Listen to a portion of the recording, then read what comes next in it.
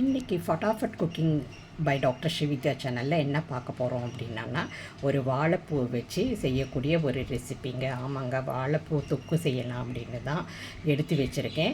இது வந்து ஒரு ஃப்ரெண்டு வீட்டில் நான் சாப்பிட்டேன், ரொம்ப நல்லா இருந்துச்சு. ஸோ அதனால் இது ட்ரை பண்ணலாம் அப்படின்ட்டு வாழைப்பூவை எடுத்து சுத்தம் பண்ணி அதை தண்ணியில் போட்டு வச்சுருக்கேன். இதை வந்து ஒரு கொதி வர்ற வரைக்கும் நல்லா கொதிச்சுட்டு, ரொம்பலாம் வேக விடக்கூடாது, லைட்டாக வேக வச்சுட்டு எடுத்து வச்சுக்கலாம்.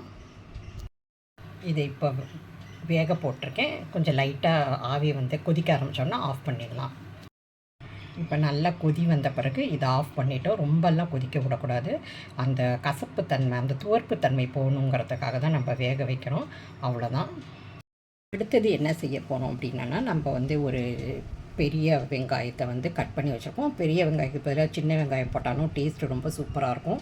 அப்புறம் 2 தக்காளி, பெங்களூர் தக்காளி நான் எடுத்து கட் பண்ணி வச்சுருக்கேன். அப்புறம் வந்து ஒரு 8 வரமிளகா, அதை காரத்துக்கு ஏற்ற மாதிரி இது கூடவோ குறைச்சலோ நம்ம போட்டுக்கலாம். அப்புறம் வந்து ஒரு 6 பல் பூண்டு எடுத்து வச்சுருக்கேன். அப்புறம் புளி எடுத்து வச்சுருக்கேன். என்னோடய ஃப்ரெண்டு வீட்டில் இதெல்லாம் வதக்கி செஞ்சாங்க. ஆனால் நான் என் ஸ்டைலில் வந்து இது வந்து மிக்சியில் போட்டு எண்ணெய் ஊற்றி அரைச்சேன்னா அது வந்து வதக்கின அந்த டேஸ்ட்டுக்கு வந்துடும். எப்போதுமே நான் தொக்கெல்லாம் இப்படி தான் செய்வேன். அதனால் அந்த ப்ராசஸ்லேயே நான் போகலான்ட்டு தான் இதை செய்ய போகிறேன். இதெல்லாம் மிக்சி ஜாரில் போட்டுட்டு எண்ணெய் விட்டு நம்ம வந்து இதை அரைக்க போகிறோம் பேஸ்ட்டு மாதிரி. இப்போ இந்த பேஸ்ட்டை எண்ணெய் ஊற்றி அரைச்சி வச்சுருக்கோம். இது வந்து கொஞ்சம் சைடில் வச்சுக்கலாம். இப்போ இந்த வேக வச்ச வாழைப்பூவை வந்து நம்ம வந்து தண்ணி வடித்து எடுத்து வச்சுருக்கோங்க. ஆறின பிறகு நம்ம மிக்சி ஜாரில் போட்டு இதையும் அரைச்சிக்க போகிறோம். இப்போ வாழைப்பூவையும் நல்லா அரைச்சிக்கிட்டோம். அரைச்சி இதையும் ஒரு இடத்துல வச்சிடலாம். இப்போ கடாயை வச்சு நம்ம தாளிக்க போகிறோம். இப்போ ஒரு கடாயில் கொஞ்சம் ஒரு குழிக்கரண்டி அளவுக்கு நான் வந்து எண்ணெய் ஊற்றிருக்கேங்க. அதில் கடுகு, உளுத்தம்பருப்பு, கருவேப்பிலையை போட்டு பொரிச்சு எடுத்துருக்கேன். இதுக்கப்புறமா நம்ம வந்து கட் பண்ணி இது அரைச்சி வச்சுருக்க அந்த வாழைப்பூ இருக்கு இல்லையா, அதை போட்டு நல்லா வதக்கிக்கணும். இப்போ நான் அரைச்ச வாழைப்பூவை இதில் போட்டு நல்லா வதக்கிக்கிறேன். என் ஃப்ரெண்டு வீட்டில் என்ன பண்ணாங்க அப்படின்னா, இந்த கடுகு, உளுத்தம் பருப்பு இதெல்லாம் தாளித்த பிறகு கொஞ்சம் சின்ன வெங்காயம் ஒரு 4-5 கட் பண்ணிவிட்டு அதுக்கப்புறமா தக்காளியும் போட்டு நல்லா வதக்கிட்டு அப்படியே நல்லா ஸ்மாஷ் ஆகிற வரைக்கும் வதக்கிக்கிட்டாங்க. நான் அதுக்கு பதிலாக நான் எண்ணெய் ஊற்றி எல்லாத்தையும் பேஸ்ட்டாக வதக்கி அரைச்சி வச்சுருக்கேன். அதுதாங்க டிஃப்ரென்ஸு. அதுவும் டேஸ்ட்டு சூப்பராக இருந்துச்சு. அதனால தான் இதை ட்ரை பண்ணலாம் அப்படின்ட்டு, இது ஏன் ஸ்டைலில் நான் கொஞ்சம் ட்ரை பண்ணி பார்க்கலான்ட்டு பார்க்குறேன். இதை நல்லா வதக்கிக்கணும் ஒரு 5 நிமிஷம் வரைக்கும். மீன்வைல் வந்து நீங்கள் அந்த அரைச்சி வச்சுருக்க தக்காளி, வெங்காய பேஸ்ட்டு அதையும் போட்டு மிக்ஸ் பண்ணிவிட்டு தேவையான அளவு உப்பு, மஞ்சள் பொடி போட்டு ஒரு 10 நிமிஷம் வரைக்கும் சுண்ட வச்சிங்கன்னா உங்களுக்கு வாழைப்பூ தொக்கு ரெடி ஆகிடுங்க. ரொம்ப ஈஸியான ரெசிபி தாங்க. இதில் இப்போ நான் ஒரு 1/4 டீஸ்பூன் வந்து மஞ்சள் பொடி போட்டிருக்கேங்க. அதையும் இந்த அரைச்சி வச்சுருக்க அந்த பேஸ்ட்டையும் நம்ம ஆட் பண்ண போகிறோம்.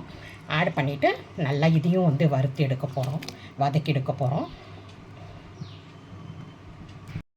இப்போ தேவையான அளவு உப்பையும் போட்டிருக்கேங்க. இதை போட்டு நல்லா கலந்து விட்டுக்கலாம். கலந்து விட்டுட்டு ஒரு 10 நிமிஷம் இது அப்படியே சிம்லேயே வெந்துக்கிட்டே இருக்கட்டும். மூடி போட்டுடலாம், ஏன்னா தெளிக்கும். அதனால் மூடி போட்டுட்டு ஒரு 10 நிமிஷம் நல்லா வேகட்டும், பச்சை வாசம் நல்லா போகட்டும். நம்ம தொக்கு ரெடி ஆகிடும். டேஸ்ட்டு சாப்பிட்றதுக்கும் சூப்பராக இருந்துச்சுங்க. அதனால தான் சரி நானும் இதை ட்ரை பண்ணி பார்க்கலாம் நம்ம மெத்தடில் அப்படின்ட்டு தான் ட்ரை பண்ணிகிட்ருக்கேன். இப்போ நம்மளோட வாழைப்பூ தொக்கு வந்து ரெடி ஆகிடுச்சுங்க. எண்ணெய்லாம் பிரிஞ்சு வர ஆரம்பிச்சிருச்சு. இந்த ஸ்டேஜில் வந்து நம்ம நல்லா ஆற விட்டுட்டு ஒரு ஏர்டைட் கண்டெய்னரில் வந்து பூட்டி வச்சுக்கலாம். எண்ணெய்லாம் பிரிஞ்சு வந்திருக்கு. மேலே மிதந்தால் தான் அது ஃபங்கஸ் அட்டாக் ஆகாமல் இருக்கும். இது வந்து நான் என் ஃப்ரெண்டு வீட்டில் சாப்பிட்டதோட டேஸ்ட் அதிகமாக இருக்குது. ஏன்னா இது ஏன் டேஸ்ட்டுக்கு தகுந்த மாதிரி நான் பண்ணியிருக்கேன். கொஞ்சம் உப்பும் கொஞ்சம் ஜாஸ்தி, புளியும் கொஞ்சம் ஜாஸ்தி, காரமும் ஜாஸ்தி. அதனால் இந்த டேஸ்ட் வந்து அட்டகாசமாக இருக்குது. அவங்க நல்லா திட்டமாக செஞ்சுருந்தாங்க, அதுவுமே சூப்பராக இருந்துச்சு. இந்த மெத்தடில் செய்கிறப்ப இன்னமும் ரொம்ப டேஸ்ட்டாக இருக்குது. மறக்காமல் இதை வந்து ட்ரை பண்ணி பாருங்கள். புது புது ரெசிபி நம்ம சாப்பிட்றப்ப வந்து உண்மையிலேயே நமக்கு மனசு அவ்வளோ சந்தோஷமாக இருக்கும். புதுசாக ஒரு சாப்பிட்டோம், நம்ம வெளியில் போகணுங்கிற எண்ணமே, நம்ம வெளியில் போய் சாப்பிட்ணுங்கிற எண்ணமே வராது. வீட்லேயே செஞ்சு சாப்பிட்ணும் அப்படின்னு தோணும். அந்த மாதிரி தான் இருக்கும். கண்டிப்பாக மறக்காமல் இதை ட்ரை பண்ணி பாருங்கள். அதே போல் எங்கள் சேனலையும் மறக்காமல் சப்ஸ்கிரைப் பண்ணிக்கோங்க. பெல் பட்டனையும் ஆல் பட்டனை எனேபிள் பண்ணிக்கோங்க.